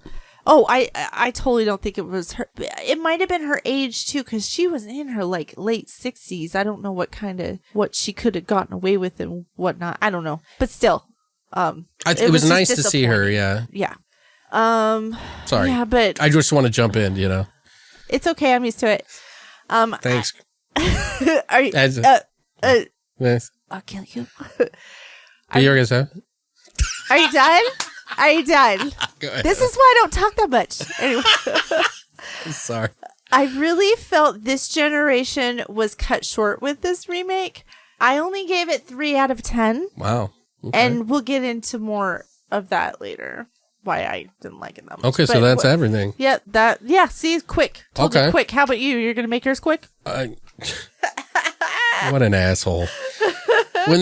So first of all, when this movie came out, remakes were going through this weird transitional period. So, where the normal definition of a remake meant to pretty much repeat the same movie, only updated some. Although there were examples of movies that did do remakes that were different than the original. It just wasn't popular to do it that way. It was too expensive, too risky in their minds back then. Uh-huh. This was a straight by the book remake, like the true and tried remakes of the past, whereas like The Blob 1988 did something different. And Dawn of the Dead Thing and Dawn of the Dead. Exactly. So they pretty much did things differently back then. While some newer movies were actually rewriting the movie to make it stand out as its own. Some prime examples of this in my book around that time were Dawn of the Dead, which me and you talked about briefly, and then, of course, Halloween, which was by Rob Zombie, where the whole term reboot pretty much stemmed from. Like, that's where it first popped up, as I remember everybody saying, reboot, reboot, reboot, when Halloween came out. But if you really think about it, years earlier, it was Dawn of the Dead that did a reboot. Right. Now, to be clear about all of this, guys, I'm not one of the people who will damn any and all remakes or reboots. In my opinion, there are some that definitely surpass the originals, and they are few and far between, of course. However, this movie is not one of them. So we watched this back to back with the original, and I can't tell you how annoying this experience was as a whole. It's practically the same fucking movie with a different coat of paint, or actors, I guess, in this case. Sure, they add some different death scenes to keep it interesting, but that's about it. They have some decent deaths in this one, but in no way does it overshadow the boredom I felt in between. You know what I mean? Right. Like, I just felt like, it's hard to explain. It's like you would think having Mia Farrow in the mix would make this one amazing. Well, it's a perfect choice. Like, oh, totally. Because, even I was comparing it to fucking Rosemary's Baby before even seeing the remake. And I had seen it in the past, but I just didn't care about it. And I was like, maybe I didn't give it a fair shake. And then now I realize why. Right. But yeah, even Mia Farrow couldn't save it. And while it was a good choice, she was super underutilized. Like, although I do hear she played the book version slightly better, as in the sweet Irish woman. Uh-huh. Whereas the original, they wanted to make the nanny colder and more distant. Right. Strict. So I like Farrow. I just think the original one is better. Right. The child actor was okay. Like, and I didn't really think, it's kind of shitty to say like a kid actor did a bad job, because really, like, it's the director's fault. Yeah. Maybe, I don't know. It just felt off, personally. Because even the kid in the original, while much better, is still not as present as this one. But I give the win to the original boy more because they knew how to direct him a little bit better. Even though he's not like omnipresent. I mean, like he's there, but they don't really center the story as much as they do kind of on this one. There's a lot more scenes with him in this, in dream sequences or whatever. Also, Liev Schreiber is fine, but I'd much rather watch him being unhinged in a film like Phantoms, which I was mentioning. No offense. I just didn't think anyone really shined in this one because it just felt so carbon copied, as if I were watching Les Miserables at a high school play, you know? Right. Like the acting was fine, but it was just hard to separate the comparisons of the original and this one because it was so similar. Down to similar shots even. It's like very distracting. Like the deaths were definitely a plus here. There was like 2 instances where I was like, hey, that was a kind of a cool, like Final Destination kind of death. Right. So if you're going to watch it, I guess the 2, I liked the scenes were pretty graphic in the new remake, and they're worth seeing just on their own. And extreme, you know, like they jazz it up a bunch for the fucking time, you know, like they were like 10 years late to the fucking surge, you know, surge. Except, you know, like the mom's death was kind of meh in this one. Yeah, I didn't like it. I was like, she didn't even fall in an ambulance, did like she? it's like on paper, maybe they could have done it better. It could have been more intense. And Mia Farrow's in it, so it's like, this could be so good, and it really wasn't. But all in all, this just does not have enough for me to warrant a rewatch unless you forgot that the original was like, you know, like somehow, or you're going down the franchise lane, maybe rewatch it. But it's just it's gonna be a kink. I would just, if you're gonna watch this series, I would just say, watch the first one, watch the second one, the third one, the fourth one, and then watch the remake. Because watching them back to back will be a fucking nightmare. Watch the remake in the background while you're cleaning. Yeah, or taking a shit. Yeah. I'm just kidding. So 2-hour shit. Oh, this was... I mean, the original, it's like, it's shorter than this movie. Yeah, I was just going to say that. It's like 20 minutes longer on the remake. For what reason? Her mental flip outs weren't that long. There was a really cool scene we'll talk about in the scenes that I really liked that was good. There's some things in it that are good, but with all the carbon copying, it just isn't enough. And that's why I would give this movie like a 3.5 or a 4 out of 10. And it's like, you know, never to pick it up again. Like, it's not like it's done wrong. It's just done so similar. And some of the choices they made, like with the dream sequences we were talking about, they just didn't feel like they belonged in the film. Right. It just felt disjointed. It felt like Insidious or... it's a cool idea that they were going to add those things, but it just didn't fit. Right. It just didn't fit into the style this movie has. It's none of its own style to you know... Something just off about it. So I would just say watch the original and then watch this one last after you've seen the whole franchise if you do go down the hole. But I'm looking forward to seeing the other movies more now because of this movie. So. Me too. But yeah, that's pretty much it. So you gave it a 3. I gave it a 3.5. So it's like a 3.25 or 3.5. Pretty bad. Whew. Did you find any trivia on this? Yeah, I did find some trivia on it. It's actually kind of interesting. There's not a lot. I mean, I didn't really go digging that deep because to be honest, like I really just don't like this movie. It pissed me off. Yeah, why do you want to like look at anything else? I mean, if we're going to do it, remake? I'm never going to do it again, you know? So it's like, at least unless I forget 5-10 years from now, you know what I mean? So this is the spoiler section. We're going to be talking about some of the trivia in the movie that will probably ruin your experience. If you don't give a shit, stick around. If you do and you want to see the remake and prove me wrong, and then not be proven wrong, then go ahead and watch it and come back. But the timestamps are down below if you want to basically skip over this and catch at the end of the episode, because we always give you guys information at the end of the episode about what we're going to be doing next. So you have been warned. So the score for this one, which is not good, by the way, I almost forgot to mention that the score in this movie, while it's decent, it's just cookie cutter, unfortunately. And it's not like the guy that did it isn't talented. I'm just saying, if you're comparing it to Jerry Goldsmith, woo, it's going to be a hard fucking sell, dude. Sorry. And I felt bad for the guy, but he took it on, man. Sounds good. Just didn't vibe with the movie. Didn't make the movie any better. It was recorded at Abbey Road, and it was made in co-part by the director mostly the composer Marco Beltrami. It's not bad, like I said, but it's not exactly Jerry Goldsmith, which is arguably one of the greatest scores ever fucking made.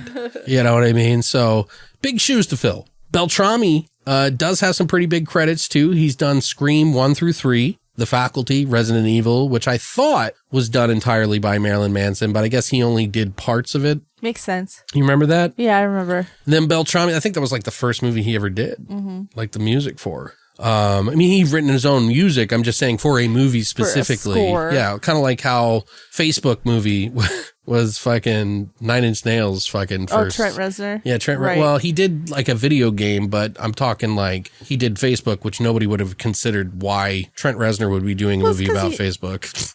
Well, it's because he's into music and he wants to continue on doing. So he probably wanted to do something different. I'm sure, but I'm just saying, you different. just like as a person who's listened to Nine Inch Nails and was like basically thrown into the industrial scene for the most part, other than Nights Are Ebb, whatever you want to say it, is because of fucking Pretty Hate Machine. You know, it's like it's weird. You would not think that he would be doing the score for a corporate movie. You can only go further down the spiral for so long. All right, that's enough. Anyway, Beltrami also did movies like Blade 2, Hellboy, and more. So he's good. It's just, in my opinion, not beating Jerry's in this remake. Another bit of trivia on this is Harry Stevens, who portrayed Damien. We had kind of mentioned this, and that he was the child, Damien, in the original movie. He appeared in this remake as the tabloid reporter who asked Robert Thorne, Liev Schreiber, if the deceased nanny was on drugs. And we totally missed it. I meant to watch out for that part, and I think I'm so bored. Yeah, that I was just like, whoop. Yeah, it was not. I mean, it was almost like we were just like kind of seeing how this one was compared to another one. Right. But anyway, the studio originally wanted this movie to receive a PG-13, believe it or not. But the producer and director, John Moore, thank God, insisted on it being a rated R rating, suggesting people would smell a cop-out if a remake of the Omen 1976 was to receive a family-friendly certificate, which I agree, but does it even fucking matter? Well, yeah, but it was for the death scenes. They wouldn't have been able to have those death scenes. Which, again, is very much akin to Final Destination. Right. Yeah. Pierce Brosnan and Jim Carrey were considered for the role of Liev Schreiber's Robert Thorne. God, could you imagine Jim Carrey? Yeah, I don't know if I could feel that, but that was around the time as Eternal Sunshine of the Spotless Mind, where he right? was acting. Where he was trying to get out of the comedy. Yeah. Maybe he was a little more morose at the time, because he's a little out there. I love Jim Carrey. Oh, me too. Regardless of what people think of him, but maybe Pierce more I could see than Carrey. Yeah, just seems weird, right? They needed. Well, I guess he could have done an American accent. Right. I guess he could. He's done it before. But I don't think people could picture him as an American ambassador. Well, I think he's so British. His style of acting matches Gregory Peck more, but he's not a modern sort of version. Right. And they wanted a modern take on this one. So they probably went with Liev for that reason. Makes sense. Either way, I mean, no offense to Gregory Peck, but it was like, they were good performances. It just wasn't anything like... Yeah, it wasn't. Well, the character was just a guy. The acting's good. I didn't really mention that about the original, but it's good, but it wasn't like... It's more the story that's interesting. Right. So now we're going to jump into some of our scenes. That's pretty much all the trivia that I found on this for the most part. There's probably a lot more, but, those are the interesting ones to me. So in the very beginning, they sort of try to psych your mind with Liev Schreiber's character, Mr. Thorne, who is the dad, being the deputy of the ambassador of England. And so this is where they sneak in that extra kill in the beginning, where the actual ambassador is killed by a gas truck, where the truck... They have the same scene where the decapitation scene was had, and they put it in this place, only it's a gas truck, and it spills all this gas into him, and a cigarette that was dropped on the ground 5 minutes before catches the gasoline on fire, and the car explodes. Yeah, and then that's how fucking Robert Thorne becomes the ambassador by proxy, by situation. That was clever of them to do. Thought that was an interesting dynamic. I mean, the death was stupid, but had no impact on me. Him in the car. But it's like, gotcha. Made you think it was going that way, huh? Like, nope. Yeah, it was like a little Easter egg for people to go, wait, they changed it, like, and make it fun. I appreciate the attempt because it's the same guy writing it. Exactly. David Seltzer. I almost said Jerry Goldsmith. What did you think of the birthday scene in this one where the nanny hangs herself? Oh, well, she didn't go into the window. Right. She hit the house wasn't as nice. They did have that dog scene, but it was a German Shepherd. Yeah, it was a German Shepherd. That's the first thing I pointed out. I was like, that's a German Shepherd. That's so cute. I really think it would have been better if she slapped the wall and like blood came out a little bit. Yeah. Like it would have been, it just wasn't aggressive enough. It wasn't dramatic enough. Yeah. Didn't have any shock factor. Yeah. Then you get introduced into Mia Farrow, who is the replacement nanny, the new Scary Poppins, I guess. They also have the mom in this one that's questioning things a bit like the father was in the original, which was kind of an interesting dynamic, but I don't like Styles that much, so it kind of didn't have any bearings. Yeah, like nothing that I was interested in. What did you think about like the dream sequences and like with the demons coming I thought they into were, her head and like stuff? I said, I feel like they were just planted in there. They were obligatory and they weren't even that good. They weren't that good. Like they could have, like American Horror Story does stuff like that and they do it well. Right. This was not well. This was a very obligatory, put on a mask, it'll be creepy, stupid shit. Yeah. Oh, I have a cow skull on. Ooh. Bookity boo. The scenes are proportionate. It's just not particularly artistic. That's kind of what it felt. I I know what they were going for. It just didn't work. Right. Maybe they should have had a religious advisor or a satanic advisor on the set for this one. They were wishing for curses. They were like, please, someone die. Well, come on. This is save this production. This is releasing on 666. We gotta, step it up a little bit. I mean, it's cool that they did it, but they probably rushed it because of it. I think so too. It was the 30th anniversary, by the way. Mm-hmm. So, the monkey scene was different too. They replaced the red baboon ass protest with a large gorilla trying to break through the glass, which I thought was kind of funny. And they cut away real quick. They're like, oh, that's enough for the CGI budget. Because they do the cracks of the CGI. Yeah. I think it was just a guy in a suit too. Yeah, probably. They do gorilla suits really well though. Yeah. What'd you think of the priest death scene? I thought it was a little bit too CGI. It was cool, but it was just... But for 2006, it was probably good. That was like one of my favorite scenes. Yeah. Oh, of this remake? Mm-hmm. See, I like the original better because I didn't like them leading up to it. Didn't like a spear from the steeple or something fall on him? It was the same thing. Yeah, but I don't know. It was like the way they filmed it. I didn't like it. Well, what I liked about it, and I'll explain it, there's like in the beginning, it's in the original movie, it's fucking Gregory Peck and the Father Brennan guy, the father and the priest talking about it on a bench out in the open under a tree. And then he runs off. In this one, they did it under a bridge while it was raining, which I thought was an interesting add to this version. Makes it creepy. Kind of, it's just, he's running in the rain after talking with the dad about his son. As he's running, you hear like screams and moans and whispers like,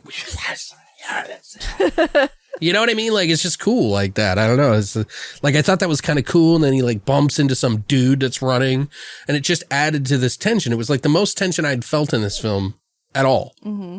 And it's not perfect. It still spikes him, but they added it breaking through stained glass for some reason. Why? I don't know why that piece was like that. So dramatic. It was like the glass was on its side. Made no sense why it was there. It was just extreme. Yeah. In the middle. Surge! In the middle of a storm. Right. Which I really wish that storm would have appeared out of nowhere. Like it well, did. It kind of did. Original. No, because when they were talking, they were under the bridge and it was raining. Well, it whips up stronger as he's running. Yeah, but it's just not which as creepy. It did in the movie. Because it's, the original, I mean. It's not as creepy. Well, whatever. Goes through the spikes. The spike goes through the stained glass and then the spike still penetrates his body and then like he leans back, which looked a little bit cooler in my opinion. And then the glass like sticks in his head and body, which was pretty cool. Mm-hmm. But it's again, very Final Destination, very, over the top spike, like, I don't know. It's still cool. Like I appreciated it. Then they had that scene where the mom falls from the third story instead of the second story. Oh, yeah. Like in the original, she falls from the second floor and it's more plausible that she lives. She falls from the third fucking story. She fucking hits like hard ass floor. And it's like 10-foot stories too. Like we're not talking like the small house, like second floor, third floor kind of thing. She falls. Like this is a huge fucking mansion. Oh, stupid. And like, I don't know, the flooring for that scene was specially built apparently, and they had padded it so that she could just safely do it, and she decided to do the stunt herself. And they kind of did the same kind of shot too, where they followed her down. Right. But instead, in the first one, she landed on her back, and on this one, she turns to the side. No, the first one she twisted. Oh, she twisted. Okay, I got confused. So you get confused. I got confused. The first one she twists and breaks her arm. This one she just fell on her back. Fell on her back. Okay. Oh, because that's right. She had a broken arm. But anyway. Right. I don't know. It just felt too familiar. Mm-hmm. The journalist in this one, we thought was like a perfect pick. Oh, yeah. When he walked up, we were like, hey. He's a great actor. I love him. He really is. He was a good choice for this. He has further proof, though. They do at the scene where he shows the father that the spike is through the guy.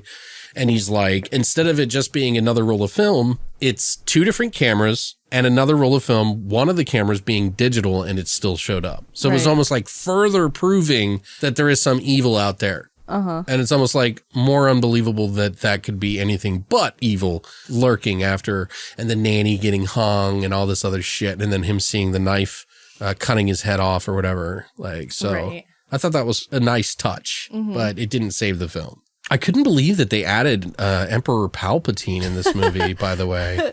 Oh, the Father Spirilli, or was Spoleto. It Spoleto? Oh my God, his makeup was horrible. Because that's the first thing I said was, hey, that's Emperor Palpatine. I didn't know he was in this. Which, by the way, that guy who plays Spoleto is Giovanni Lombardo Radici. For those of you who are fans of horror, you should probably know that he was in Stage Fright, Cannibal Pharaoh, or Ferox, however you want to say it. Violent Shit, the movie. Violent Shit? Yeah, we did that in an episode. I remember and that. one of my favorite, he played Bob in City of the Living Dead. Nice. Poor Bob. I don't know why they hate him so. He gets his head fucking drilled by a drill. It's like one of the coolest scenes in whatever, but he's like the creepy guy going around like trying to fuck like inflatable dolls or whatever in the house, and then he sees the hanged priest and shit. I just love him, and like he actually does a pretty decent job of acting in this movie, but the makeup job that they did on him was like way overdone, and like I don't know, it was kind of silly. He did look like Palpatine. He totally did. He did, yeah. But they also swap out the mom diving out of a window for an air bubble in her IV that Mia Farrow's character, Scary Poppins, Mrs. Baylock, puts in. She puts air in her fucking IV, which kills her. Which is a terrible way to die. And I wouldn't want to. Seeing that go as slow as it was, I would be freaked out too. Yeah, it is suspenseful, but it could have been done so much better. Yeah. And I just was so disappointed with that scene in general. I really wish she just would have punched her in the face. Yeah, like they got into a fight and she like actually put up a struggle, but she was medicated. Whatever. They were like, she can't even talk. You can't go in there. I'll just leave the child out here, you know? And then he's like looking at the fucking security guard, the kid, and he's like making him feel unnerved. Did you notice that? They did that in the movie? Yeah. Nothing ever became of it. Yeah, it was weird. The journalist death scene was one of my other favorite scenes. Pretty cool what they did on this one. This is totally Final Destination. Oh, totally. Hammer drops from a guy who's fixing the roof, hits the sign as he's picking up the daggers, and it knocks the bolt loose, which then causes the sign to swing on the bottom, because it's like one of those side-mounted old signs where they have it sticking in the side of the building and poking out, and it unlinks the top part and it swings down and chops his head off from behind. Oh my gosh. That was cool. That's cool. That was a cool scene. I mean, it's not worthy enough to go see the movie, but at least if you're going to be, documenting cool death scenes, you could point that one out, that's not a terrible replacement. Right. It's not as cool as The Glass. Right. In a way, but it's still cool. It's still cool. Yeah. But yeah, this one ends pretty much the same way. Same. It's the president. And this is seriously, it's like even the dialogue was the same. Yeah, it was pretty spot on. Same camera angles, same There was a couple of things they did differently, like the fucking when they go into the Father Brennan's house and he lives in a sewer or something like that, and it was a much bigger room. Oh, right. And they had different pages like hanging from the ceiling. More of crazy. Instead of like in the original, they had it all glued on the wall and shit like that. But yeah, I don't know, man. It was just a disappointment. It is. Like, I'm just trying to think, like, if all the people who saw it when this came out, like, if they'd never seen the original, would they have liked it? Right. Well, obviously not. I mean, no one's ranting and raving about it, you know? Yeah, I mean, it got a pretty low score. Yeah. I am excited to watch the sequels, because I'm hoping, since the child is going to be, Damien will be older, there'll be more mayhem for him. Well, you might want to taper your expectations, but I am excited. Oh, I'm excited. Let's just see how it goes before you jump to conclusions. And I'm also going to rewatch the TV show, if I can find it. We watched the TV show. We did watch it, and we liked it. Well, let's explain that better, because we watched the TV show. We were struggling with it for a long while until the last 4 episodes. Right, which is like The Exorcist. It was a little cheese dickery in the beginning. It was enough to keep us interested, but not enough to make us want to come back for season 2 at that point, until the last couple of episodes. And then we were like, fuck, this got good. And then they canceled it. Yeah. That's because most people didn't make it to the point what we did. Right. They were doing old school tactics. Right. Like old school TV show tactics. It felt like a supernatural TV show. It totally did. A little bit, like Supernatural, the TV show. Right. Yeah.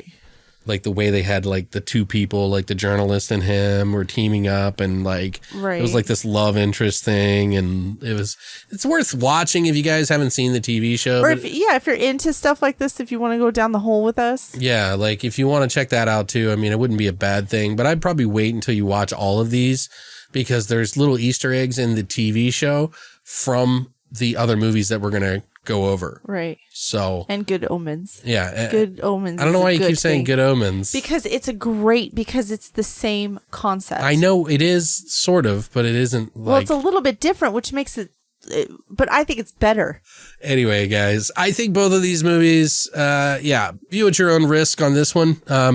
The original, definitely see it, because it's going to play into the sequels, sort of. I remember it being kind of a toss-up in the second movie, and then the third one, it was very different. It was more connected to the original. It's been a while since I've seen the second one, so you're going to have to forgive me. But I remember that it really went off the beaten path vaguely. It's like something in my mind. I remember something about locusts and stuff. And maybe I'm thinking of like Exorcist 2 and I'm getting that confused with it. So I don't know. It's been a long while since I've seen it. So we're definitely going to be talking about Damien Omen 2 from 1978 and then Omen 3, The Final Conflict from 1981. So if you haven't watched these, you should check them out. And so that way you can kind of follow us along in our little franchise journey. The following week, we'll be saving, of course, again for the Omen 4, The Awakening, which involves a girl. I don't know if it's the daughter of Damien or something like that. It's been a while, but it was a Canadian TV movie, so I'm curious to see that one anyway. Maybe it's so bad it's good and we'll love it just for that reason. I don't know. But yeah. So what do you guys think? Are we right? Are we wrong? Did you love the original and we're just fucking assholes? Did you not think The Omen was that good and I gave it too high of a score? Or did Christina give it too low of a score? Like, where do you lie on the original and the remake? I would love to hear what you guys think in the comment section down below. These are just, of course, our opinions and what we think about the movies. It doesn't necessarily mean we speak for anybody else. We just speak for ourselves. So, but yeah, thanks for coming by this week, guys. And as always, long live the void.